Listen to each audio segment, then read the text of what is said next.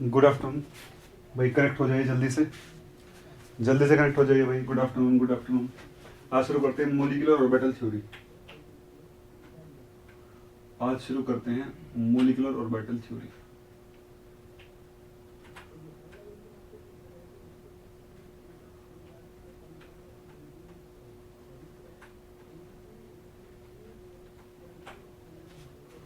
ठीक है भाई, आज हम शुरू करने वाले हैं MOT, molecular orbital theory.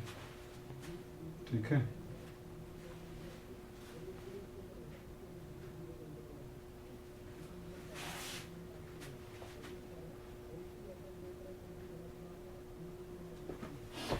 Connect हो जाओ भाई। पहले मैसेज करो सभी के सभी, मैसेज कीजिए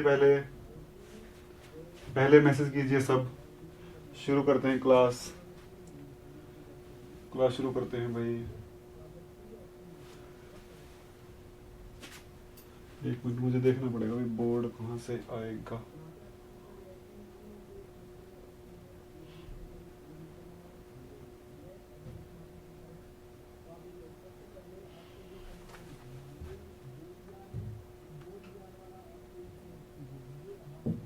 हो गया। कनेक्ट हो जाओ भाई सारे के सारे। हाँ, good afternoon, good afternoon, good afternoon, good afternoon. जल्दी से कनेक्ट हो जाइए भाई। सबसे पहले बात करते हैं, अब तक हम लोगों ने पढ़ा हाइड्रोजन एटम, मतलब कि सिंगल इलेक्ट्रॉन स्पीसीज या फिर सिंगल न्यूक्लियाई की जो स्पीसीज है वो पढ़ी है। अब हम पढ़ने वाले हैं मल्टी इलेक्ट्रॉन या फिर मल्टी न्यूक्लियस स्पीसीज या फिर मोलिक्यूल्स की बात करने वाले हैं। एटम्स की बात नहीं कर रहे, मोलिक्यूल की बात करते हैं। Molecular orbital theory and valence bond theory, MOT and VBT, quantum mechanical treatment for MOT and VBT, quantum mechanical treatment for MOT and VBT, quantum mechanical treatment of molecular orbital theory, quantum mechanical treatment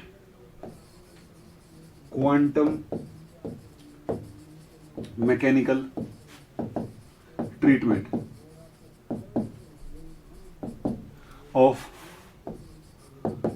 MOT and VBT। जो origin है MOT VBT का, जो आप inorganic में पढ़ते हो, coordination में पढ़ते हो, केमिकल बॉन्डिंग में पढ़ते हो, जो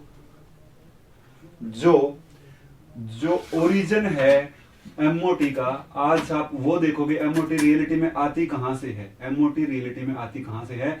ये लीनियर वेरिएशन प्रिंसिपल का ही एप्लीकेशन है। ये लीनियर वेरिएशन प्रिंसिपल का ही एप्लीकेशन है। This is application of linear variation principle. ठीक है, ये लीनियर वेरिएशन प्रिंसिपल का ही एप्लीकेशन। ठीक है, अरे चार्ज, किसी भी चार्ज का इलेक्ट्रॉन का डेंसिटी एक ही बात होती है। अगर चार्ज इलेक्ट्रॉन ही है तो एक ही बात है, फिर अलग अलग बात है थोड़ी। देखिए भाई, अब बात करते हैं MOT की। MOT, molecular orbital theory. सबसे पहले MOT में किसको देखते हैं हम लोग? H2 पॉजिटिव मोलिक्यूल को पढ़ते हैं। सबसे पहले किसको पढ़ेंगे? H2 पॉजिटिव मोलिक्यूल को पढ़ेंगे। सही है भाई। MOT करती क्या है? MOT ये करती है कि यहां पर तो पहला हाइड्रोजन एटम, यहां पर दूसरा हाइड्रोजन एटम, दोनों के बीच में कितना डिस्टेंस है? दोनों के बीच में R डिस्टेंस है, और यहां पर है एक इलेक्ट्रॉन। ठीक है भाई, और इस न्यूक्लियस से H2 पॉजिटिव एक ही इलेक्ट्रॉन होगा। ये न्यूक्लियस A और ये न्यूक्लियस B, ये HA वो HB, यहां से डिस्टेंस इतना, यहां से इतना, और यहां से इतना। ये कितना है? R है, ये RB है, और ये कितना है? RA। ये RB है और वो RA। इस तरीके का सिस्टम आपके पास है। H2 पॉजिटिव ऐसा ही होगा। H2 पॉजिटिव जो है, जो हाइड्रोजन 2 पॉजिटिव है, वो इस तरीके से ही होगा। दो न्यूक्लियस होंगे, क्या होगा? इलेक्ट्रॉन होगा। अब MOT क्या करती है? MOT सबसे पहले क्या करती है? MOT का काम क्या है? देखो, दोनों न्यूक्लियस फिक्स हैं, A और B फिक्स कर दिए। अब MOT क्या करेगी? दोनों न्यूक्लियस के बीच में जो डिस्टेंस है वो कम करना शुरू करेगी। अब थ्योरी क्या कहती है? अगर आप दो न्यूक्लियस के बीच के डिस्टेंस को फिक्स करते हो, R फिक्स कर दिया, लेकिन अब क्या कर रहे हो? आप डिस्टेंस को घटा रहे हो। जब आप डिस्टेंस घटाओगे ना, तो एक ऐसा पर्टिकुलर डिस्टेंस आएगा जहां पर पूरे सिस्टम की एनर्जी बहुत कम हो जाएगी। एक ऐसा पर्टिकुलर डिस्टेंस होगा जहां पर पूरे सिस्टम की एनर्जी क्या हो जाएगी, बहुत कम हो जाएगी, सबसे मिनिमम वैल्यू पे सिस्टम चला जाएगा। उस डिस्टेंस पर क्या कह देंगे हम लोग कि बॉन्ड बन चुका है। उस डिस्टेंस पर क्या कह देंगे, बॉन्ड बन चुका है। सबसे पहले क्या होगा, आर को फिक्स किया जाएगा, आर को फिक्स किया जाएगा। Both nuclei at fix distance, fix distance. And after that R is varying, R को वेरी किया जाएगा। आर को क्या किया जाएगा, वेरी, इंटरन्यूक्लियर सेपरेशन को वेरी किया जाएगा। And at a particular distance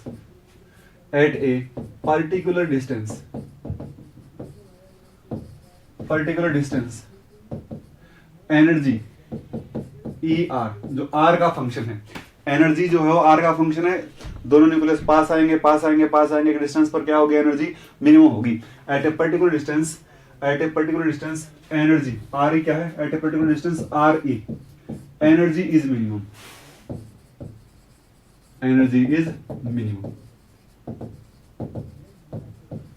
and at this distance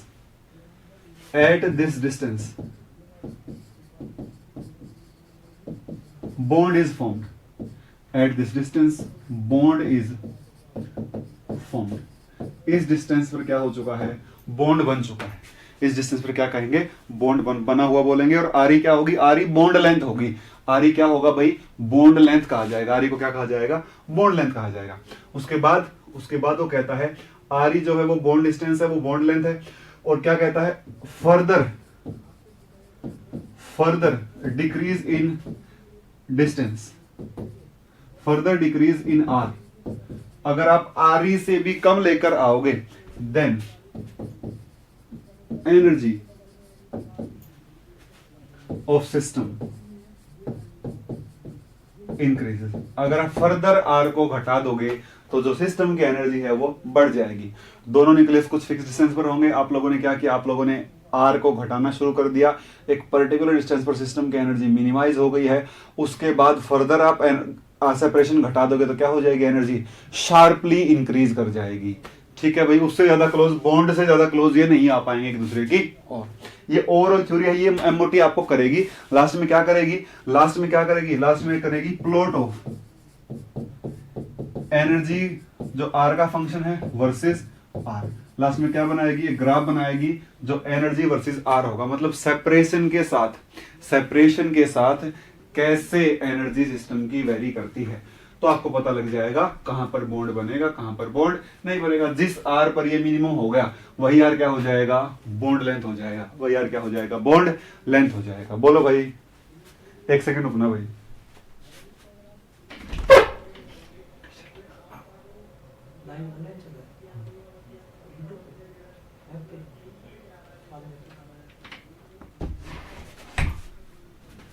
ठीक है,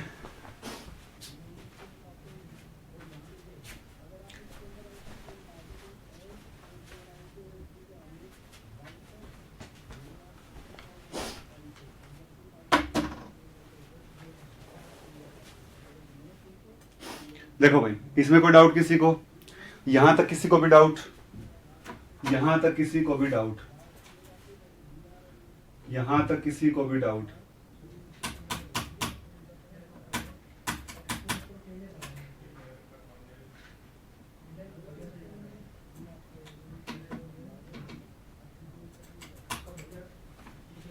यहां तक किसी को भी डाउट भाई नहीं है।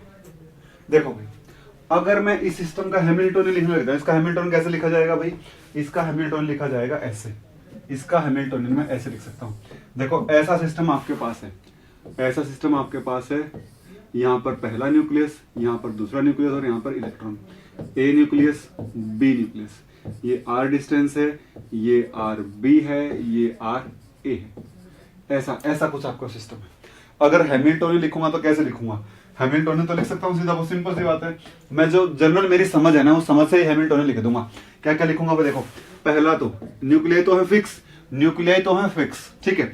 जो हैमिल्टोनियन होगा उसमें क्या होगा, -h²/2m del²। ये किसके लिए, इलेक्ट्रॉन के लिए, इलेक्ट्रॉन की kinetic energy minus E square by 4 pi epsilon R A, 4 pi epsilon R A. ठीक है, इस न्यूक्लियस की और इस इलेक्ट्रॉन के बीच में इलेक्ट्रोस्टैटिक फोर्सेस ऑफ अट्रैक्शन या फिर potential interaction, electrostatic potential interactions, इसके और इसके बीच में इंटरेक्शन पोटेंशियल एनर्जी का E square by 4 pi epsilon R B plus E square by 4 pi epsilon R, ऐसा हो जाएगा E square by 4 pi epsilon R. ये क्या है भाई?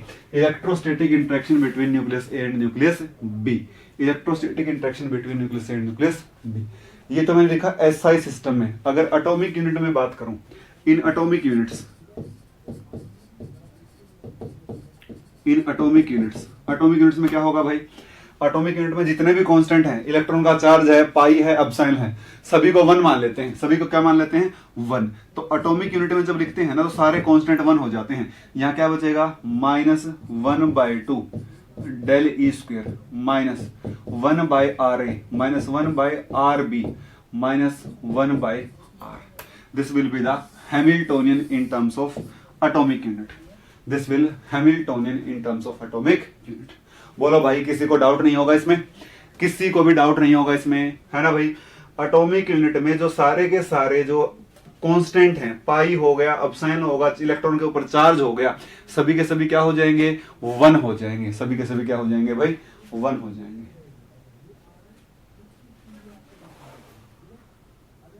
एम प्लस कौन सा एम प्लस भाई? शुभम कौन एम प्लस भाई? अरे भाई प्लस क्या है? देखो, न्यूक्लियस के ऊपर प्लस जेड चार्ज है, +1 प्लस ई चार्ज है, उधर माइनस ई है, तो Q1 Q2 minus E into plus E, तो माइनस का ई स्क्वायर बनेगा ना, तो plus into plus E, plus का ई स्क्वायर बनेगा। अरे फॉर्मूला क्या होता है इलेक्ट्रोस्टैटिक इंटरेक्शन का? Q1 Q2 by 4 pi epsilon R. एक पॉजिटिव चार्ज है, एक नेगेटिव चार्ज है, तो नेगेटिव बनेगा टोटल। तो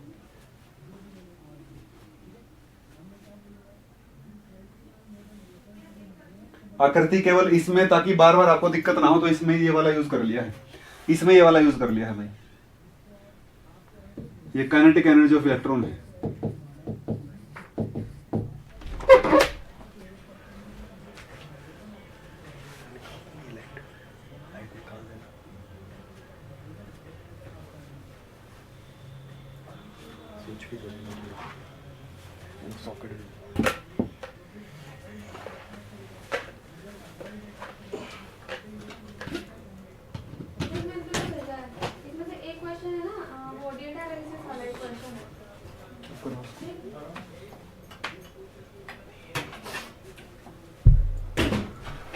अरे हाँ प्लस आएगा, प्लस ही है वो, प्लस आ रहेगा। ठीक है भाई, देखो यहाँ पर 2 पॉसिबिलिटी बनेगी, यहाँ पर 2 पॉसिबिलिटी बनेगी। पहली पॉसिबिलिटी तो ये बनेगी आपके पास, देखो भाई पहली पॉसिबिलिटी तो ये बनेगी आपके पास। अगर मैं मान लेता हूं इफ, देखो भाई मेरे पास हैमिल्टोनियन आ गया, तो इसको तो मैं कैसे सोल्व कर सकता हूं? इसको तो मैं सोल्व कर सकता हूं H psi is equal to E psi से।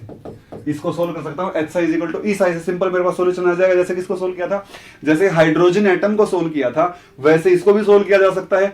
लेकिन जब मल्टी इलेक्ट्रॉन एटम आएंगे, जब एक और इलेक्ट्रॉन आ जाएगा, जब H2 पॉजिटिव नहीं H2 की बात हो रही होगी, तो कैसा बनेगा सिस्टम? एक यहां पर, एक यहां पर, एक इलेक्ट्रॉन, एक इलेक्ट्रॉन, तो ऐसा बन जाएगा। देखो इसका इंटरेक्शन, इसका इंटरेक्शन, इन दोनों का इंटरेक्शन, इसका इंटरेक्शन, इसका इंटरेक्शन और इसका इंटरेक्शन। कितने कितने हैमिल्टोनियन टर्म आएंगी? 1 2 3 4 5 6, 6 टर्म आ जाएंगे हैमिल्टोनियन के अंदर। तो वो वाला जो हैमिल्टोनियन होगा वो 6 कोऑर्डिनेट पे डिपेंड करेगा, तो उस हैमिल्टोनियन को सोल्व करना नामुमकिन सा हो जाएगा। यहां तो 3 ही कोऑर्डिनेट की बात होगी इस इलेक्ट्रॉन के, बाकी तो न्यूक्लियस तो फिक्स ही है, तो ये सोल्व हो जाएगा। इसलिए मैं एक जनरल ट्रीटमेंट लेता हूं, मैं एक जनरल ट्रीटमेंट की बात करता हूं। उसमें क्या बात करते हैं? मैं वेरिएशन प्रिंसिपल की बात करता हूं। We use here we use a general treatment,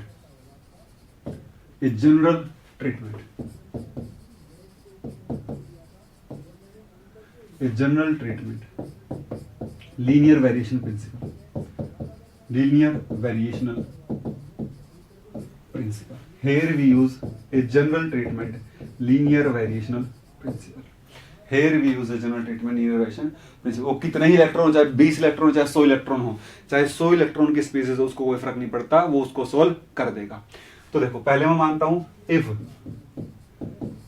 electron concentrated on nucleus A, अगर ऐसा कुछ हो गया किसी इंस्टेंट के ऊपर, किसी पर्टिकुलर इंस्टेंट के ऊपर, इलेक्ट्रॉन किसके ऊपर है, on nucleus A,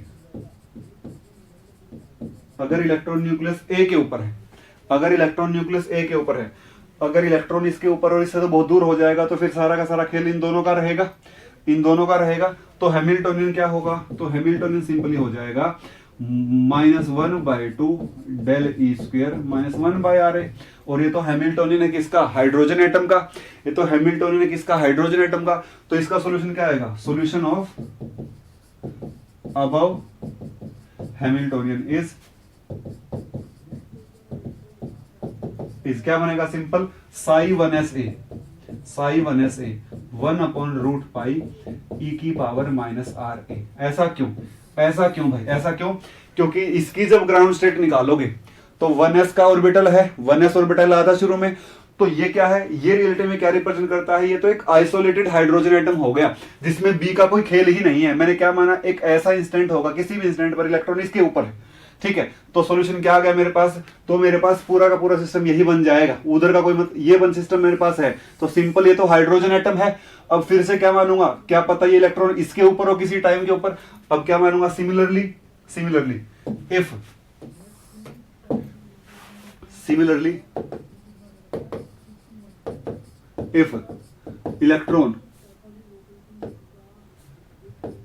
if electron on nucleus B, तो क्या आ जाएगा भाई, then H is equal to 1/2 del E square -1/RB हो जाएगा।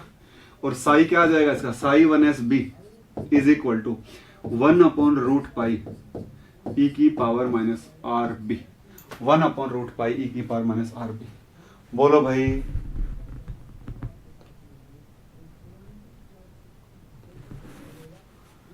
देखो ऐसे आता था ना सॉल्यूशन, 1/√π a0 की पावर 3/2 e की पावर -R/a0।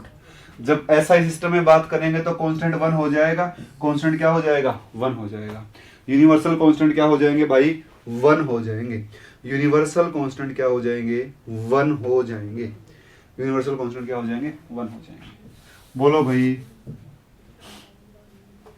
किसी को डाउट नहीं, किसी को भी डाउट इसमें नहीं होगा। सिंपल सी कहानी बता रहा हूं, मैं तो कुछ बता ही नहीं रहा आपको, मैं तो बहुत प्यार से, बहुत आसानी से आपको समझा रहा हूं चीजों को।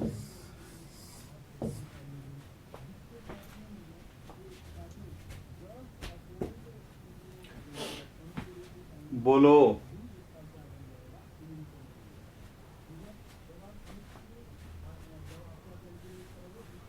और ये आपके काम आएगा हर जगह। अगर आप मास्टर्स में हो तो आपको कोई नहीं पढ़ा सकता, ना आपको पढ़ा सकता, तो गलत बोला मैंने, पढ़ा देंगे लोग जिसने थोड़ा सा मेहनत करी होगी, लेकिन ये ऐसे आपको पता नहीं चलेगा किसी बुक से, आप पढ़ ही नहीं पाओगे इसको, बहुत कॉम्प्लिकेटेड दिया होता बुक्स में, इसको इतना सिंपल नहीं जितना आपको दिख रहा है अभी।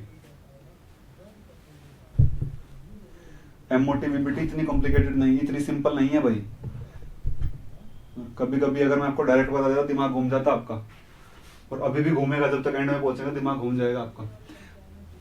देखो भाई, देखो अब क्या करना क्या है, हमने एक ऐसा सिस्टम लिया जिसमें 2 न्यूक्लियस थे, ए और बी। उसमें एक के ऊपर एक के ऊपर क्या था भाई, एक के ऊपर क्या था, एक के ऊपर इलेक्ट्रॉन लिया, फिर दूसरे के ऊपर मान लिया। रियलिटी में ना तो पहले वाले के ऊपर है, ना वो दूसरे वाले के ऊपर है, मतलब वो किसी भी इंस्टेंट के ऊपर पहले वाले पर भी हो सकता है, दूसरे वाले के ऊपर भी हो सकता है। किसी भी इंस्टेंट के ऊपर वो ए पर भी हो सकता है, बी पर भी हो सकता है। तो हमें एक ऐसा ट्रायल वेव फंक्शन लेना होगा। So we need to choose a trial wave function, we need to choose a trial wave function that consider both the possibilities,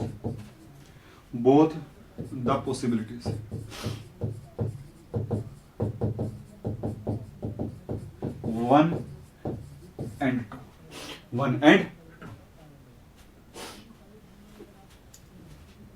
हमें हमें एक ऐसा ट्रायल वेव फंक्शन लेना है जो दोनों ही पॉसिबिलिटी को लेता है। और मुझे मेरे लिए तो बहुत सिंपल है ऐसा करना। मेरे लिए तो बहुत सिंपल, मैं क्या ले लूंगा, दोनों का लीनियर कॉम्बिनेशन ले लूंगा, C A psi 1sa plus C B psi 1sb, as simple as that. ये ट्रायल वेव फंक्शन दोनों की पॉसिबिलिटी को लेता है, दोनों की ही पॉसिबिलिटी को कंसिडर करता है। क्या करता है भाई, दोनों की ही पॉसिबिलिटी को कंसिडर करता है, दोनों की ही पॉसिबिलिटी को कंसिडर करता है। ये क्या है, ये क्या है, atomic orbital, atomic orbital centred on nucleus A. ये क्या है, atomic orbital centred on nucleus, atomic orbital जो न्यूक्लियस बी के ऊपर सेंटर्ड है, वो ए के ऊपर सेंटर्ड है। ठीक है, so now trial wave function तो आ गया, ये ट्रायल वेव फंक्शन है। Now average value of energy E is calculated using psi h psi d tau by psi psi d tau। यहां पर कंजुगेट, यहां पर भी कंजुगेट, यहां पर स्टार। निकाल लेंगे एवरेज एनर्जी ऐसे, ये रहा साई। देख लो भाई, ये बनेगा E is equal to CA psi 1sa plus CB psi 1sb H CA psi 1sa plus CB psi 1sb और d tau यहाँ पर कंजुगेट और यहाँ पर भी कंजुगेट, इंटीग्रेशन, और नीचे आ जाएगा भाई ये CA psi 1sa plus CB psi 1sb into CA psi 1sa plus CB psi 1s d tau और यहाँ से इंटीग्रेशन, ऐसा बन जाएगा। ठीक है, यही तो बनेगा। अब इसको मैं लिखना चाहूँ तो लिख दूंगा, अब थोड़ा सा ही लिखूंगा, फिर बाद में सीधा आंसर लिखूंगा, आपको कुछ बातें समझाऊंगा बस, फिर बाद में सीधा आंसर लिख दूंगा। ई क्या आएगा, यहाँ से ई आएगा, देखो CA स्क्वायर बाहर, CA स्क्वायर बाहर, Sai 1sa H Sai 1sb d tau, यहाँ पर star plus CA star CB, CA तो कांस्टेंट ही रहेगा, CA CB लिख दो सीधा, Sai 1sa H Sai 1sb d tau plus, उसके बाद आएगा भाई, उसके बाद आएगा CA CB CA Sai 1sb star H Sai 1sa d tau plus CB square Sai 1sb H Sai 1sb d tau। ये आ जाएगा। नीचे क्या आ जाएगा, नीचे आ जाएगा आपके पास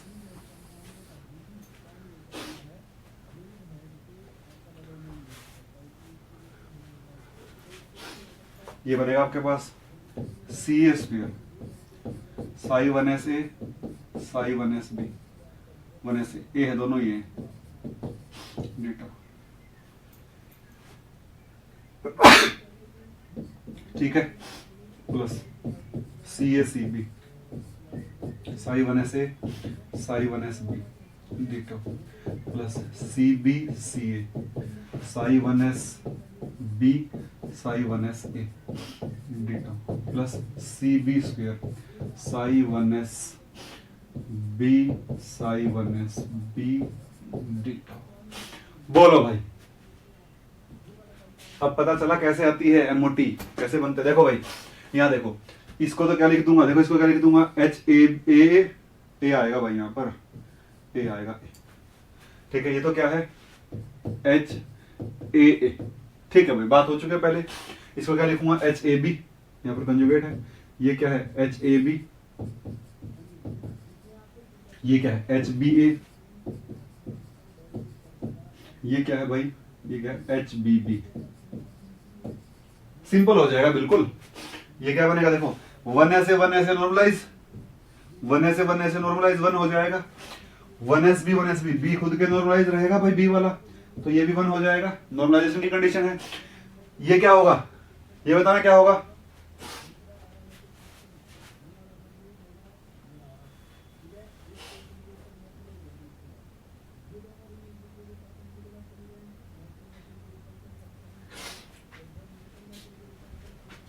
ये क्या होगा? शुभ सौरभ पंत,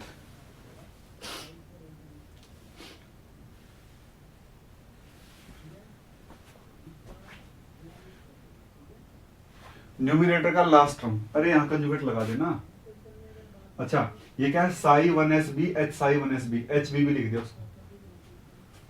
गलत भाई, सभी का गलत। देखो मेरी बात को समझने की कोशिश करना। अगर मैं यहाँ पर साई 1s साई 1sb को लूं, अगर मैं यहाँ पर साई 1sa और साई 1sb को लूं और पीछे डिटो लिखूं, अगर आप इसको जीरो कहते हो तो गलत है वो गलत है।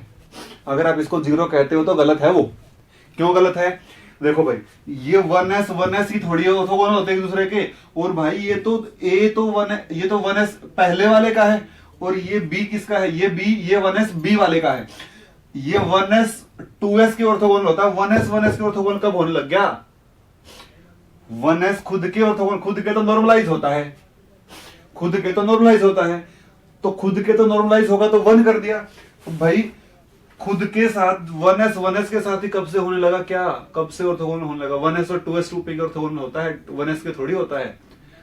और ये तो ऑर्बिटल भी अलग अलग एटम के हैं। तो यहां से आप देखोगे कि जो साई 1sa है, जो साई 1sb है, डीटो है, वो जो साई 1sb है, जो साई 1sa है, डीटो है, वो s के बराबर है। s को कहते हैं ओवरलैप इंटीग्रल। एस को क्या कहते हैं? Overlap integral.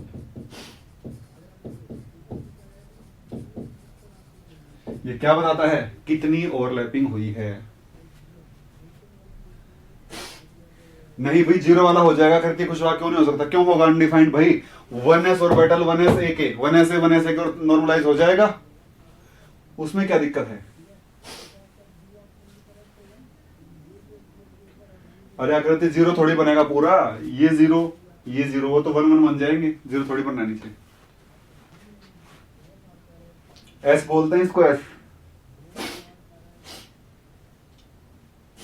देखिए भाई आगे बढ़ता हूं। यहां से एवरेज वैल्यू ऑफ एनर्जी जो है ना आपके पास आएगी, ई एवरेज इज इक्वल टू, ये आएगा CA² HAA plus CB² HBB plus CB HAB plus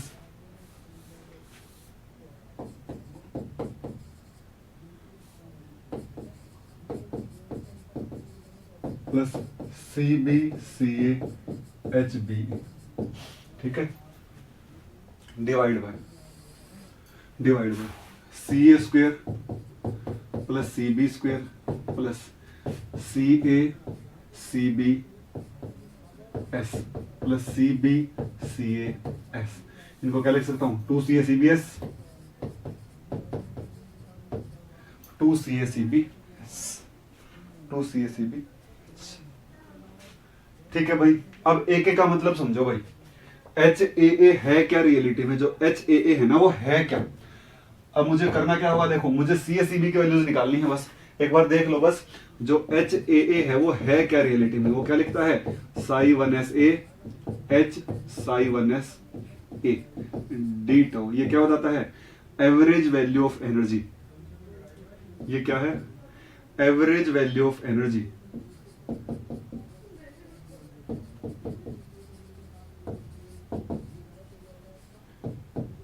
of ground state of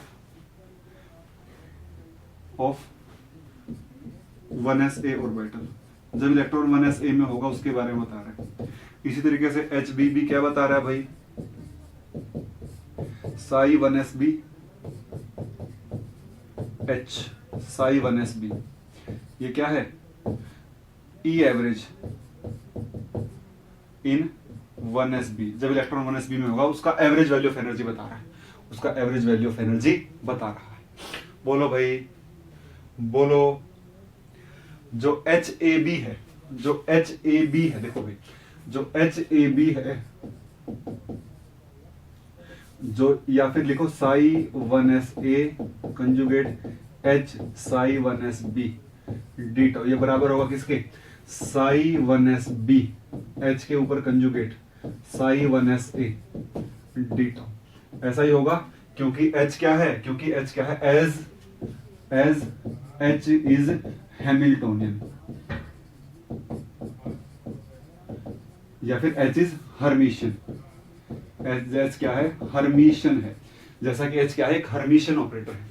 Hermitian तो एक्सचेंज हो जाएंगे ऐसे, और ये क्या बन जाएगा, ये तो कौन है, HAB, और वो कौन है, HBA।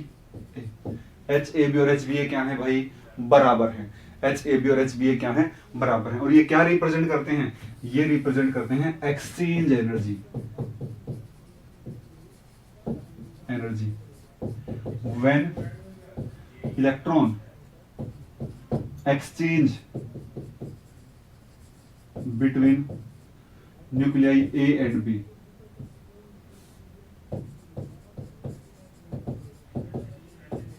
जब इलेक्ट्रॉन एक्सचेंज होगा A और B न्यूक्लियस के बीच में, जब इलेक्ट्रॉन एक्सचेंज होगा A और B न्यूक्लियस के बीच में, ये क्या होता है, एक्सचेंज एनर्जी होता है, एक्सचेंज एनर्जी। ठीक है, एनर्जी तो बता रहा है 1s और 1sb में जब इलेक्ट्रॉन का एक्सचेंज होगा, जब दोनों न्यूक्लियस पास पास हैं, तो इलेक्ट्रॉन एक बार यहाँ, फिर यहाँ से यहाँ, फिर यहाँ से यहाँ, इस एक्सचेंज की वजह से जो एनर्जी डिक्रीज होगी इंक्रीज होगी, वो कौन रिप्रेजेंट करेगा, वो ये वाला इंटीग्रल रिप्रेजेंट करेगा। एस क्या रिप्रेजेंट कर रहा है, देखो ये 1sa है और ये तो 1sa है और ये क्या है, 1sb है। रियलिटी में अगर आप देखोगे कि जब साई 1sa, वो रियलिटी में क्या है, देखो एस क्या था पीछे, एस क्या था भाई, एस था 1sa और 1sa होता, अगर 1sa होता तो प्रोबेबिलिटी डेंसिटी बताता, प्रोबेबिलिटी बताता है ये वाला 1sa 1b, प्रोबेबिलिटी क्या होती है, साइन टू साई। यहां पर क्या बता रहा है भाई, साई, ये क्या है, एस क्या है, Sai 1sa Sai 1sb ditto. ये क्या बताता है, ये क्या बताता है, दोनों में जो कॉमन रीजन है वो कौन सा है, ये कौन बताता है, ये कौन बताता है, एस। This is S. कितना ओवरलैप हो गया है, इसको क्या कहते हैं, ओवरलैप इंटीग्रल कहा जाता है। बोलो भाई,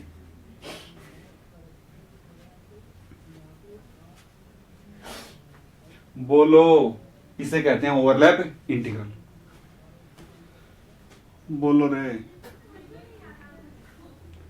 नहीं बोलोगे क्या भाई, इससे सिंपल नहीं बता सकता कोई आपको, देखो तो आपको बात माननी पड़ेगी। आप किसी बुक से अब भी एमओटी पढ़ लेना, आपको पता नहीं चलेगा हो क्या रहा है आपके साथ। इससे सिंपल तो हो नहीं सकता ये।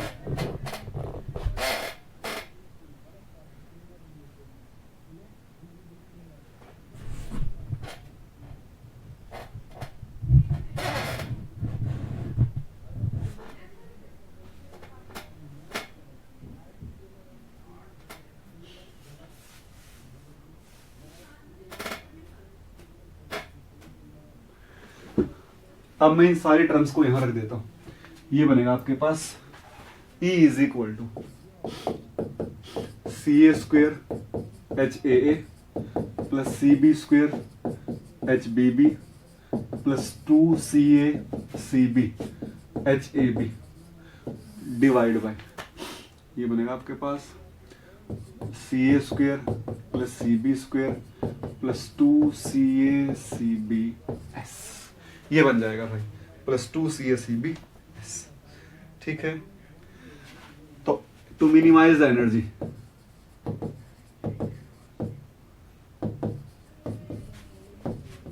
एनर्जी मिनिमाइज करने के लिए del E by del CA 0, del E by del CB 0। ठीक है, मेरे पास क्या आएंगे, दो इक्वेशन आएंगी, कौन सी, HAA minus E, HAB minus ES, HAB minus ES। उसके बाद आएगा आपके पास HAB minus ES, HBB minus E। This will be the matrix CA CB, this will be equal to 0। ठीक है, दो इक्वेशन बनेगी, HAA minus E CA plus HAB minus ES CB is equal to 0, पहली equation. दूसरी क्या बनेगी, HAB minus ES, HAB plus HBB B B minus E और पीछे क्या सी बी, ये क्या आ जाएगा 0।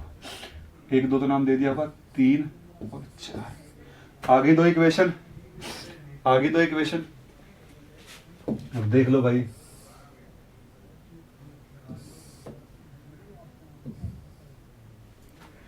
आगे दो इक्वेशन, अब यहां से देखो भाई, यहां से क्या कर सकता हूं मैं, दो इक्वेशन आगे 3 और 4, यहां से देखोगे भाई बी लिख लो भाई, बी लिखो, उससे आकृति जब दोनों बराबर है तो H A B H B लिख लो, क्या फर्क पड़ता है, आपकी मर्जी है, उससे कोई फर्क नहीं पड़ता, मैटर नहीं करता, ए भी मैंने जानबूझ के लिखा है। यहां से क्या होगा भाई, यहां से ऐसा होगा आपके पास H A B minus E, H A minus E भाई, H A B minus E S, H A B minus E S, H B B minus E, ये क्या होगा 0 होगा। बोलो भाई 0 हो जाएगा।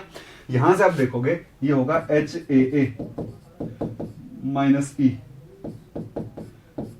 Into H B B minus E minus H A B minus E S का whole square is equal to 0। यही बन जाएगा, यही बन जाएगा। पर यहां पर एक खास बात है, as A and B both are hydrogen atom, both are 1s orbital of hydrogen atoms of H atom A and B। जैसा कि आपको पता है, जैसा कि आपको पता है कि जो एच ए है वो क्या है साई 1s है एच साई बी, और एच बी बी भी क्या है psi 1s B H psi 1s B. तो एच ए बराबर हो जाएगा किसके, एच बी बी के। ये average value of electron, average value of energy for 1s A orbital, average value of energy for 1s B orbital होगी तो same ही होगी ना, ये भी -13.6 इलेक्ट्रॉन वोल्ट और ये भी -13.6 इलेक्ट्रॉन वोल्ट, सिंपल सी बात है।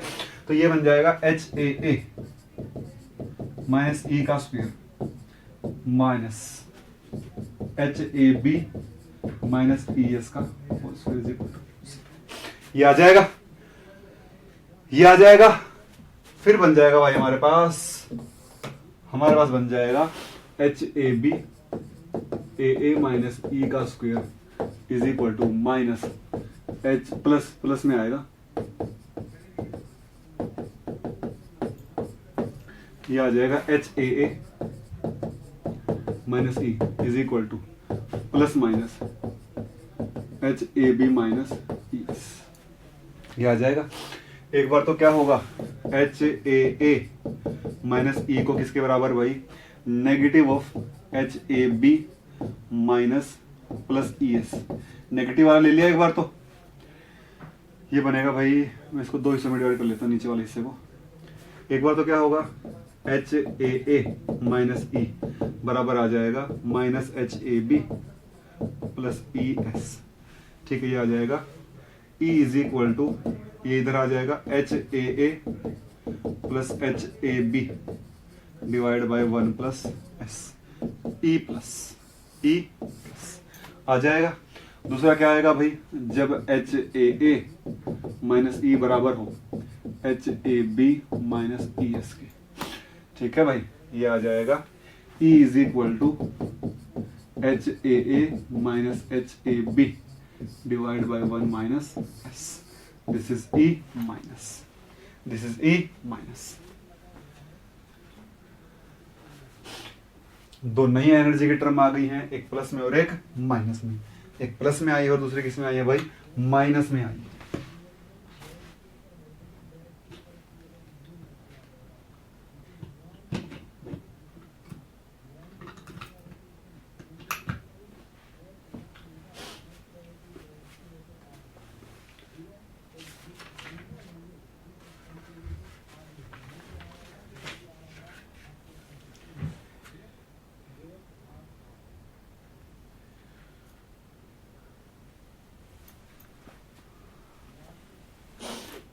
अरे बीए लिख लो यार, क्या दिक्कत है उसमें, बीए की तो बात आकर थी, तुम एक ही बात के पीछे पड़े, बीए लिख ले इसको, उसमें क्या दिक्कत है, लिख लो बीए, एक ही है दोनों।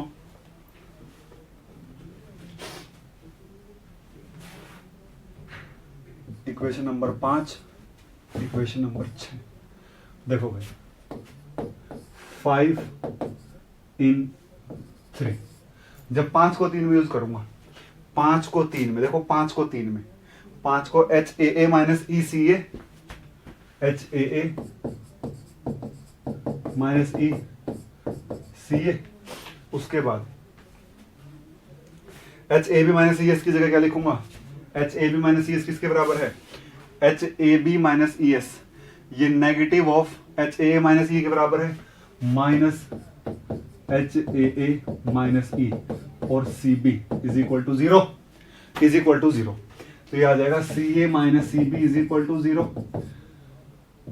सी ए किसके बराबर आ जाएगा, सी बी के बराबर आ जाएगा। सी ए किसके बराबर आ जाएगा, सी बी के बराबर आ जाएगा।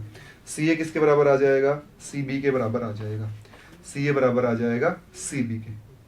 ठीक है, तो ये किसकी बात हो रही है, ये इस एनर्जी टर्म की बात हो रही है, मतलब कि 7th आई है यहां से और यहां से आई है 8। यहां से 5वें के लिए अगर मैं एनर्जी प्लस की बात करूं, this implies for E plus H A plus H A B divide by 1 plus S, and psi plus is equal to C A psi 1s A लिखा था plus C B psi 1s B लिखा था।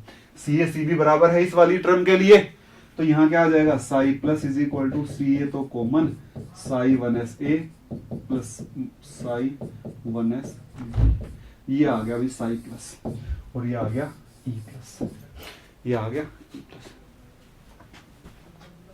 2 बार बोल लिया आकृति, 2 बार।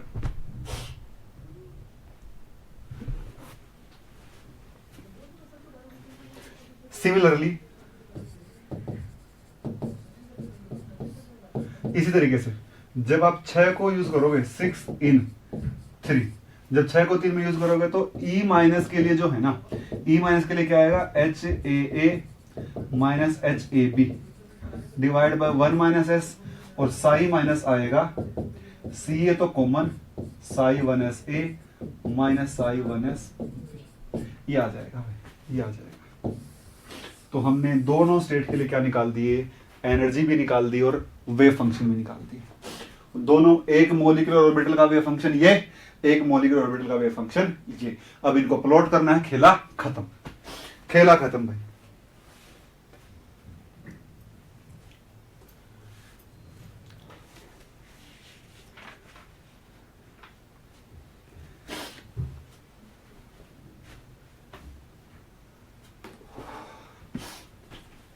देख लो भाई इसको,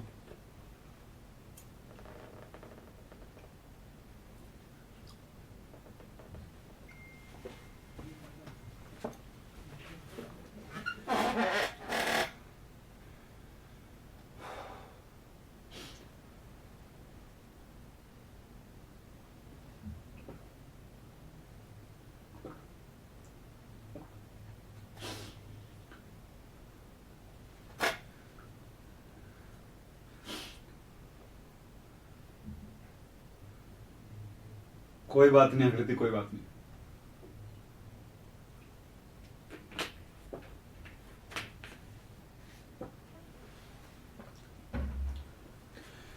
देखो भाई, जो एच ए और एच ए बी है ना, वो आर पे डिपेंड करते हैं। जो एच ए और एच ए बी है वो आर पे डिपेंड करते हैं। मैं इनकी वैल्यू लिख देता हूं, वैल्यू याद करने की कोई जरूरत नहीं है, फिर भी मैं लिख देता हूं, फिर भी मैं लिख देता हूं, मुझे भी देखकर लिखनी पड़ेगी इनकी वैल्यूज। तो जो एच ए है वो है -1/2, -1/2 प्लस ई की power -2r into 1 plus are के साथ वेरी करता है। जो एच ए बी है वो क्या है, -1/2 plus 1/r into S plus del. S का तो पता ही है, डेल बता देता हूं क्या आएगा। डेल क्या है, डेल है भाई, डेल है आपके पास e की power -r 1 plus r। S है, एस ध्यान रख लेना भाई, एस तो ध्यान रख लेना, एस e की power -r 1 plus r plus r² by 3, क्योंकि एस किसको रिप्रेजेंट करता है, ओवरलैप को रिप्रेजेंट करता है।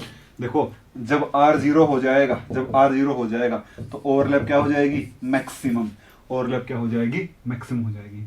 जब S जीरो हो जाएगा तो ओवरलैप क्या हो जाएगी, मैक्सिमम हो जाएगी। ठीक है, हाँ भाई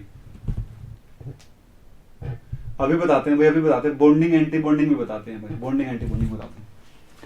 अब क्या करते हैं देखो, normalise the wave function.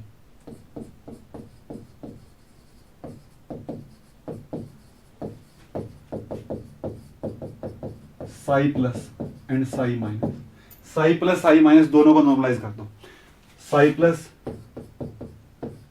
Plus ditto 1 होना चाहिए, क्या होगा, सी ए साई 1s ए,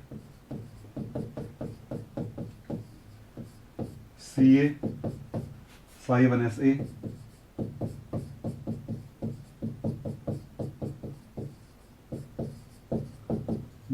ये आ जाएगा आपका, खोलोगे तो सी A square plus C A square plus C A square, C A square तो बाहर, हाँ सी ए स्क्वेयर तो बाहर, ठीक है, अंदर बचेगा psi 1s A, psi 1s A डीटा,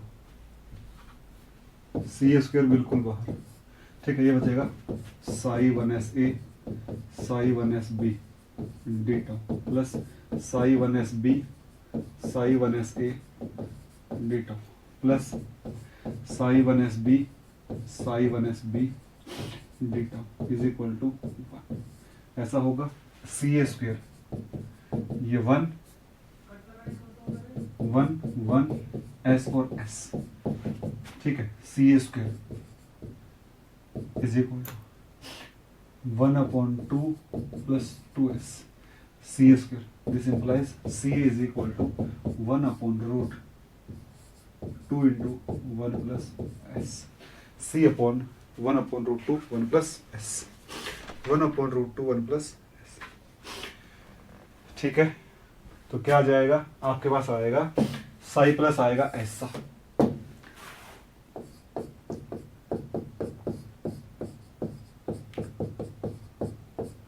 Sai 1s A और ई प्लस होगा H A plus H A B 1 plus S, psi minus होगा 1/√2 1 minus S, psi 1s A minus psi 1s B, E minus होगा H A minus H A B divide by 1 minus S. ऐसा ऐसा हो जाएगा, ऐसा ऐसा हो जाएगा। ये हमने निकाल दिए normalize and unnormalized wave function, normalized and unnormalized wave function. सही है, सही है। क्या बनेगा, क्या बनेगा, क्या बनेगा, energy level diagram, energy level diagram बनेगा भाई आपका ऐसा, देखो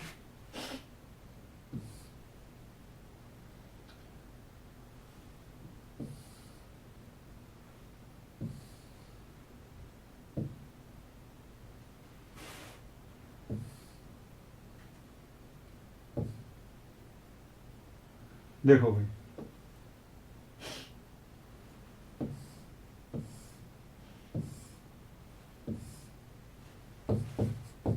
H A H B B, ये 1s ए ये 1s बी, दोनों इलेक्ट्रॉनों ने ओवरलैप करी, दोनों एटॉमिक ऑर्बिटल ने ओवरलैपिंग करी, तो एक नया एटॉमिक ऑर्बिटल बना दिया, कौन, साई प्लस, जो कौन है 1/√2 1 plus S psi 1s A plus psi 1s B, ठीक है। इसकी एनर्जी कितनी है, एनर्जी इसकी है, बल्कि ये तो लिखूंगा ही नहीं, इसकी जरूरत नहीं है, इसकी एनर्जी है H A plus H A B divide by 1 plus S, E plus कह लो या फिर ई जी कह लो, इसको ई जीरेड भी बोलते हैं, जीरेड में बता दूंगा कैसे, ठीक है। यहां पर क्या आएगा, यहां आएगा H A minus H A B divide by 1 minus S, ये ई माइनस या फिर ई यू कहते हैं इसको, ई अनजिरेड, एक मोलिकुलर ऑर्बिटल ये, एक मोलिकुलर ऑर्बिटल। ठीक है, जब मैं फंक्शन की बात करूंगा, जब मैं साई प्लस की बात करूंगा, साई प्लस की बात करूंगा, साई प्लस की, तो एक 1s ए है और एक क्या है भाई, वो आगे वाले पेज पे बात करता हूं। चलो, जब मैं साई प्लस की बात करता हूं, साई प्लस की, तो एक 1s ए है, एक 1s ए है और एक 1s बी है। ठीक है, दोनों की ओवरलैपिंग हुई है, दोनों की ओवरलैपिंग हुई है। देखो दोनों ऐसे थे, अब ओवरलैपिंग कैसे हुई दोनों की, अब हुआ क्या है भाई, हुआ ऐसा है, हुआ ऐसा है, हुआ ऐसा है, ये ऐसे बन गया एक, ठीक है, एक ऑर्बिटल ऐसे बन गया, ऐसे दोनों की ओवरलैपिंग हो गई। ठीक है, और जो नया ऑर्बिटल बना हो कैसा बना है, जो नया ऑर्बिटल बना हो ऐसा बन गया है, जिसको आप क्या कह रहे हो, जिसको आप कह रहे हो इस तरीके से, बता दूंगा अभी इस पे चलता हूं। दूसरे में क्या हुआ है, दूसरे में ऐसा हुआ ये और ये, ठीक है, ऐसे, और बना कैसे है भाई, ये ऐसे ही रह गया और ये ऐसे ही रह गया। ठीक है, बीच में प्लस, यहाँ पर भी प्लस, प्लस प्लस प्लस और माइनस। ठीक है, और ये वाला रीजन क्या आ गया, ओवरलैप हो गया, प्लस और प्लस फेज हो गई पूरे में। यहाँ पर क्या आ गई, यहाँ पर क्या आ गया, यहाँ पर एक नोडल प्लेन आ गया, इस तरीके से नोडल प्लेन आ गया, बीच में प्लस और यहाँ पर माइनस। ये क्या है, ये क्या है, ये साई माइनस है और ये क्या है, साई प्लस है। ठीक है, इसमें इन्वर्जन सेंटर के रिस्पेक्ट में अगर बीच में इन्वर्जन देखोगे, देखो बीच में इन्वर्जन के रिस्पेक्ट में सिमेट्रिक है और इन्वर्जन के रिस्पेक्ट में सिमेट्रिक है, और अगर इसको ये बनाओ तो ये ऐसे बन जाएगा, ऐसा, ये ऐसा बनेगा भाई, ये ऐसा बन जाएगा। ठीक है, तो ये क्या हो जाएगा, देखो इस एक्सिस के अलोंग अगर इसको रोटेशन दूंगा तो प्लस माइनस चेंज नहीं होंगे, तो इसको कहते हैं सिग्मा। अगर इंटरन्यूक्लियर एक्सिस के अराउंड रोटेशन देते हैं और प्लस माइनस इंटरचेंज नहीं होते, अगर इसको भी मैं इंटरन्यूक्लियर एक्सिस के अराउंड रोटेशन दूंगा तो इसके भी प्लस माइनस चेंज नहीं होंगे, तो इसको भी कहते हैं सिग्मा और इसको भी कहते हैं सिग्मा। इसमें इन्वर्जन के रिस्पेक्ट में प्लस और प्लस, तो ये सिग्मा जी और ये सिग्मा यू। एंटी बॉन्डिंग है तो स्टार, एंटी बॉन्डिंग है तो स्टार। बोलो भाई, देखो हुआ क्या है, रिलेटिव एटॉमिक मॉलिक्यूलर ऑर्बिटल बनने से पहले जो आपका सिस्टम था इसकी एनर्जी इतनी थी। पहले जो आपका हाइड्रोजन जब दूर पड़े हुए थे, दोनों हाइड्रोजन के जो एटम जब दूर पड़े हुए थे तो एनर्जी उनकी इतनी थी, इतनी एनर्जी। लेकिन जब दोनों पास आते हैं तो दोनों के बीच में ओवरलैपिंग होती है और एनर्जी क्या आ जाती है, डिक्रीज आ जाती है, क्योंकि एक इलेक्ट्रॉन इसमें आएगा दूसरा भी इसी में आ जाएगा। तो ओवरऑल जो एनर्जी है मॉलिक्यूलर ऑर्बिटल बनने से क्या हो गई है, कम हो गई है। जो ओवरऑल एनर्जी एमओ बनने से क्या हो गई है, वो कम हो गई है। इसीलिए मॉलिक्यूलर ऑर्बिटल फॉर्म्ड होते हैं, इसलिए क्या होते हैं, एमओ फॉर्म्ड होते हैं। बोलो भाई,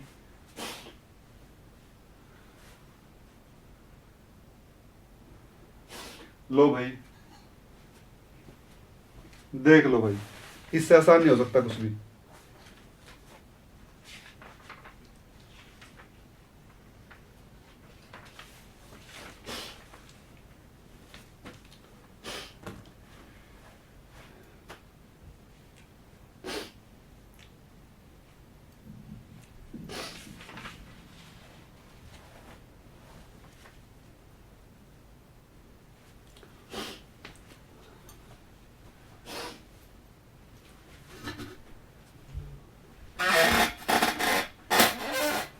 सूर्यांश कश्यप, वो एनर्जी की वैल्यू हाँ एक्सपेरिमेंट से आ जाती हैं।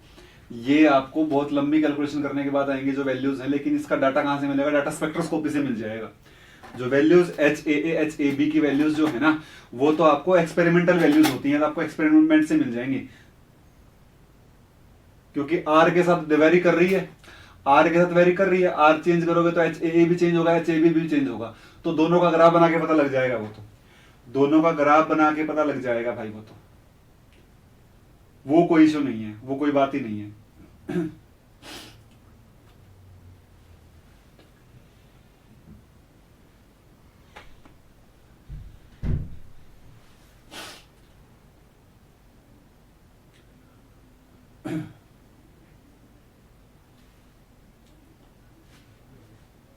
चेक कर लो भाई, किसी को डाउट हो तो।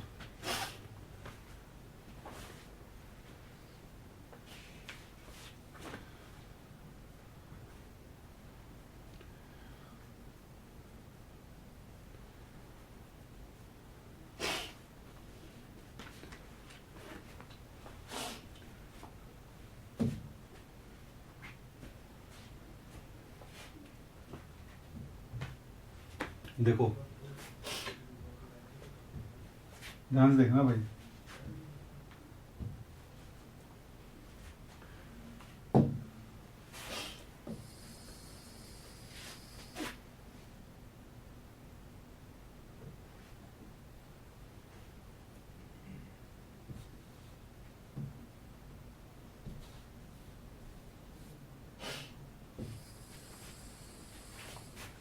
देखो अगर मैं इसकी बात करूं, इसकी बात करूं साई प्लस की, तो साई प्लस में क्या हुआ है, इलेक्ट्रॉन डेंसिटी अगर आप बना के देखो, अनजीरेड किसे कहते हैं मोहम्मद अनास, देखो अनजीरेड कहते हैं, यहां पर माइनस का साइन है और यहां पर प्लस का, बीच में इन्वर्जन होगा तो इन्वर्जन के रिस्पेक्ट में एंटी सिमेट्रिक है। जब इन्वर्जन के रिस्पेक्ट में एंटी सिमेट्रिक होता है तो माइनस का साइन आता है। इन्वर्जन सेंटर बताता है जीरेड है कि अनजीरेड है। इन्वर्जन के रिस्पेक्ट में अगर प्लस माइनस ओपोजिट हैं तो अनजीरेड, और दोनों साइड प्लस है दोनों साइड माइनस है तो जीरेड, सिंपल है वो तो। अगर इलेक्ट्रॉन डेंसिटी का प्लॉट की बात करोगे, अगर इलेक्ट्रॉन डेंसिटी के प्लॉट की बात करोगे, प्लॉट ऑफ इलेक्ट्रॉन डेंसिटी, तो कैसा होगा देखो, अगर ये 1s की इलेक्ट्रॉन डेंसिटी प्लस ये ऐड हो रही है किसमें 1sa 1sb, कैसा दिखेगा आपको, ये दिखेगा आपको ऐसा, आपको ऐसा दिखेगा ऐसा, ये क्या है s और ये क्या है r e, ठीक है। अगर आप उल्टी बात करोगे तो वो वाली उल्टी बात नहीं, ऐसी 1sa प्लस 1sb क्या होगा, इस तरीके से बन जाएगा ऐसा ऐसा, ठीक है। बीच में क्या आ जाएगी, नोड आ जाएगी, ये प्लस और ये माइनस, ये प्लस ये प्लस, ठीक है, सिंपल ऐसा हो जाएगा और कुछ नहीं है। ये नोड आ जाएगी बीच में। बोलो भाई,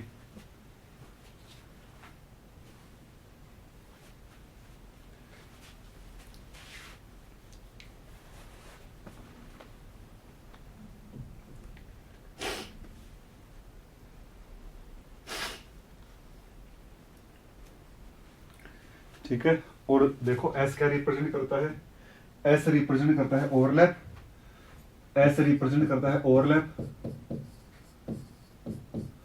तो as S decreases MOT character increases, MOT character increases, ionic character increases, ionic character, ध्यान रखना इस बात का। जैसे जैसे ओवरलैप बढ़ेगा तो MOT का करेक्टर बढ़ेगा, MOT, क्योंकि VBT क्या करती है, VBT S की बात नहीं करती, VBT S को कुछ और मानकर चलती है, वहां वो लिखती है ऐसी है पर वहां पर S का कुछ और मतलब होता है। यहां पर देखो जैसे जैसे R घटेगा, जैसे जैसे R घटेगा, जैसे जैसे R घटेगा वैसे वैसे RS बढ़ेगा, S बढ़ेगा तो क्या होगा, मोलिकुलर ऑर्बिटल का करेक्टर बढ़ेगा और आयनिक करेक्टर इंक्रीज होगा। बता दूंगा, VBT 100% कोवेलेंट मानती है और MOT क्या मानती है, आयनिक मानकर चलती है, आयनिक, कुछ हद तक MOT आयनिक करेक्टर मानकर चलती है। तो S घटेगा तो आयनिक करेक्टर बढ़ जाएगा। एक और बात नोटिस करना भाई, जो MOT है MOT इज ए पॉलीसेंट्रिक कह लो या फिर मल्टी सेंट्रिक कह लो।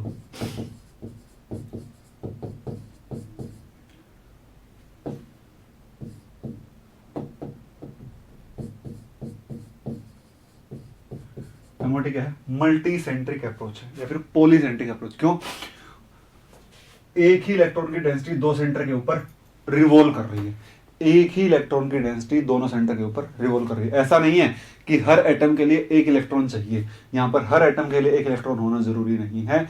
अगर 3 एटम होते और एक ही इलेक्ट्रॉन होता, H3 2 पॉजिटिव ऐसा एग्जिस्ट नहीं करता, अगर होता तो भी जो तीनों की के ऊपर जो इलेक्ट्रॉन डेंसिटी है वो एक इलेक्ट्रॉन की रिवॉल्व कर जाती, आपको तीनों के ऊपर ही मिलती। तो पॉलीसेंट्रिक, मल्टी सेंटर, एक से ज्यादा सेंटर के ऊपर के पे इलेक्ट्रॉन की डेंसिटी है, लेकिन जो वीबीटी होगी वो मोनोसेंट्रिक होगी। उसमें क्या होगा, हर एक एटम पर इलेक्ट्रॉन होना जरूरी है, हर एक एटम पर इलेक्ट्रॉन होना जरूरी है। और वो H2 पॉजिटिव के बारे में नहीं बताती, H2 पॉजिटिव के बारे में नहीं बताती। देखो भाई,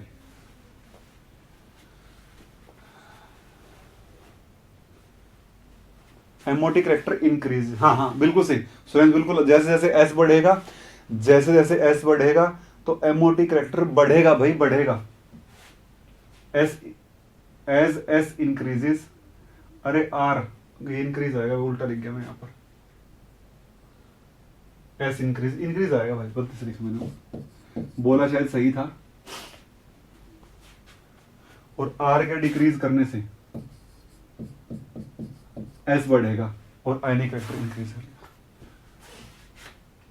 देखो भाई, अब यहां पर देख लेना भाई, मैं आगे डेरिवेशन नहीं कराऊंगा। अब देखो यहां पर क्या था, 2 एटम 1 इलेक्ट्रॉन का सिस्टम था, 2 एटम 1 इलेक्ट्रॉन सिस्टम था। साई क्या है आपके पास, अगर ग्राउंड स्टेट का लिखो तो psi is equal to 1/√2 1 plus S. Psi 1 से क्या लिखूं, phi A 1 plus phi B. ऐसा ही तो सिस्टम मिला आपको। जब एक ही इलेक्ट्रॉन था, देखो ए और बी, दो ए और बी क्या है, यहां पर मिला क्या आपको, साई 1s A1, ए पर पहला इलेक्ट्रॉन और बी पर भी पहला इलेक्ट्रॉन, ऐसा ही तो मिला आपको। अगर कैसा होता, अगर 2 एटम 2 इलेक्ट्रॉन का सिस्टम होता, 2 एटम 2 इलेक्ट्रॉन का सिस्टम होता तो क्या होता, देखो भाई, psi is equal to 1/√2 1 plus S phi A1 plus phi B2 B1 sorry 1 into 1/√2 1 plus S phi A2 plus phi B। Simple, पहले इलेक्ट्रॉन के लिए, दूसरे इलेक्ट्रॉन के लिए। अगर कैसा होता, अगर 3 एटम 2 इलेक्ट्रॉन सिस्टम होगा, अगर 3 एटम 2 इलेक्ट्रॉन सिस्टम होगा तो नॉर्मलाइजेशन कांस्टेंट को एक बार छोड़ दूं तो क्या बनेगा, phi A1 plus phi B1 plus phi C1 multiplication में phi A2 plus phi B2 plus phi C। इस तरीके के आपको लिखने आने चाहिए। पेपर वाला क्या करेगा, आपसे लिखवाएगा, सिंपल कुछ नहीं करेगा, आपसे सिंपल लिखवाएगा, या फिर जो मैंने आपको पढ़ाया उसमें आपसे कुछ थ्योरी में स्टेटमेंट पूछ लेगा। इतना ही होता है भाई, इतना ही होता है, इतना ही होता है, ठीक है, इतना ही होता है। आई बात समझ में। एक और बात, कई बार आपसे क्या पूछ लेगा, सिग्मा जी सिग्मा यू पूछ लेगा भाई। देखो देखो यहां पर अगर सिग्मा जी की बात करूं 1 की, सिग्मा जी में क्या हुआ, देखो A1 और फाई B1। अगर सिग्मा जी दूसरे इलेक्ट्रॉन के लिए लिखूं तो phi A2 plus phi B2। अगर सिग्मा यू की बात करूं U1 की, तो यू में तो घटते हैं, यू में तो फेज ऑपोजिट होता है, तो यहां पर ये आ जाएगा। सिग्मा यू दूसरे इलेक्ट्रॉन के लिए लिखूं तो phi A2 minus phi B2। इस तरीके से आप sigma g sigma 1 sigma u भी लिख सकते हो, sigma g sigma u sigma 1 भी लिख सकते हो, ठीक है। इस तरीके से आप मोलिकुलर ऑर्बिटल के जो वेव फंक्शन है वो यहां से लिख पाओगे।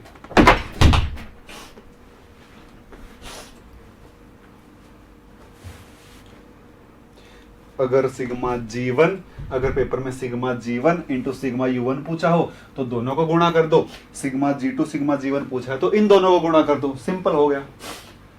एट द एंड आपको डेरिवेशन ध्यान नहीं रखना है, आपको डेरिवेशन ध्यान नहीं रखना है, आपको s की वैल्यू ध्यान रखनी है। सुनो मेरी बात, आपको s की वैल्यू ध्यान रखनी है, एस की वैल्यू आपको ध्यान रखनी है, एस की वैल्यू। और आपको क्या पता होना चाहिए, आपको ये वाली लाइन पता होनी चाहिए, इंपॉर्टेंट है ये वाली लाइन, तो भाई इंपॉर्टेंट है। और एक ये वाली टर्म भी क्या है, इंपॉर्टेंट है, ये भी इंपॉर्टेंट है भाई। यहां से क्वेश्चन आए हुए हैं 2-2 बार। और दूसरी बात, ये इंपॉर्टेंट है, ये पूरा पेज इंपॉर्टेंट है, मस्ट है भाई, ये तो वेरी वेरी इंपॉर्टेंट। मैं सीधा ये भी लिख सकता था, मैं सीधा भी लिख सकता था, लेकिन मैंने नहीं लिखा। लेकिन मैंने आपको पूरा डेरिवेशन करवाया, मैं सीधा ही लिख देता तो आज वीबीटी भी खत्म हो जाता, अगर मैं सीधा लिख देता तो आज वीबीटी भी खत्म हो जाती। लेकिन मैंने सीधा नहीं लिखा, मैंने केवल आपको क्या बताया है, इस तरीके से आपको करना है, इस तरीके से आपको करना। बोलो भाई।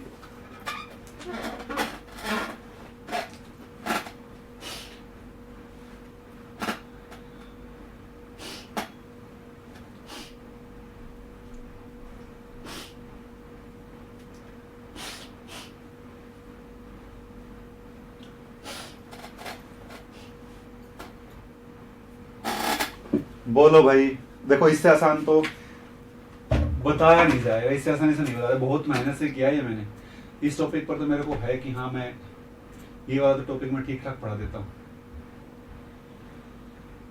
और ये सबसे टिपिकल टॉपिक है, ये सबसे डिफिकल्ट टॉपिक है। आप इसको समझने के लिए जाओगे आपको दिक्कत हो जाएगा। अब आप कोई भी बुक पढ़ लेना, आपको मतलब समझ में आ जाएगा हर एक टर्म का। सरिता ढिल्लो नॉर्मलाइजेशन कांस्टेंट है, सरिता ढिल्लो नॉर्मलाइजेशन कांस्टेंट है, वो मैटर नहीं कर रहा, उसकी जरूरत नहीं है।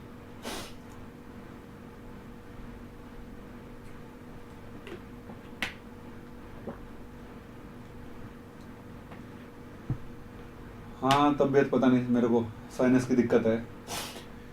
कल मैंने रात को कोल्ड ड्रिंक पी ली 11-12 बजे, उस वजह से मेरे को दिक्कत हो जाती है।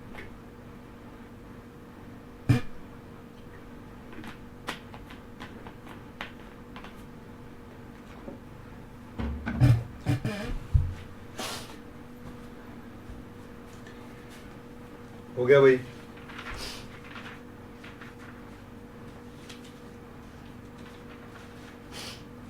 हो गया।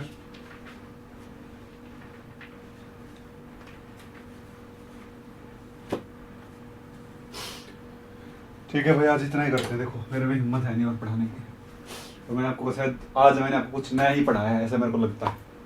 बहुत नया है आपके लिए, बहुत नया है। और स्लाइड भी 12 होगी, देखो स्लाइड भी खूब ही भर गया। बाकी लिखा मैंने बहुत कम स्लाइड में, कुछ अभी तो बहुत ज़्यादा लिख दिया। बट इसे कहते हैं एमओटी। एमओटी आगे वाली क्लास में इसके कुछ मेन पॉइंट लिखवा दूंगा, 4-5 पॉइंट बचे हुए समझा दूंगा, या फिर लिखा हुआ यहाँ पर पीडीएफ दे दूंगा आपको। और फिर वैलेंस बॉन्ड थ्योरी करवा दूंगा, फिर स्लैटर शुरू करवा दूंगा, फिर क्वांटम खत्म। 2 क्लास का और बचा है भाई। 29वां लेक्चर है आज, 28वां लेक्चर है भाई, 29वां नहीं है।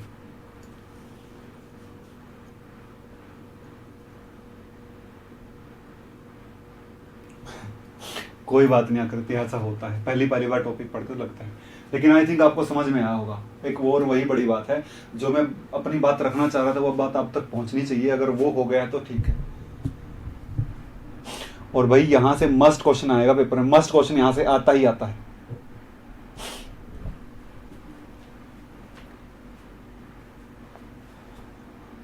देखो मैं खड़ा नहीं रह सकता एक जगह पे, मुझे टहलने की आदत है बार बार।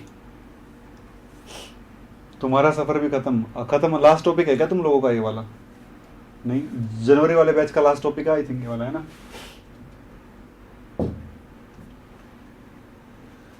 नहीं अभी सफर खत्म नहीं, अभी तो टर्म सिंबल बचा हुआ है, टर्म सिंबल भी करवाना है, करवा देंगे वो तो, कोई दिक्कत नहीं कभी भी।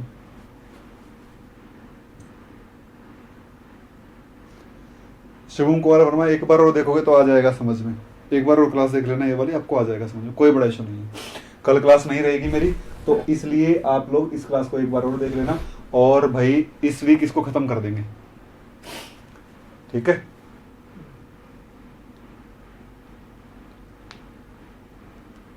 चलिए भाई आज इतना ही करते हैं। Thank you so much, thank you for connecting, thank you.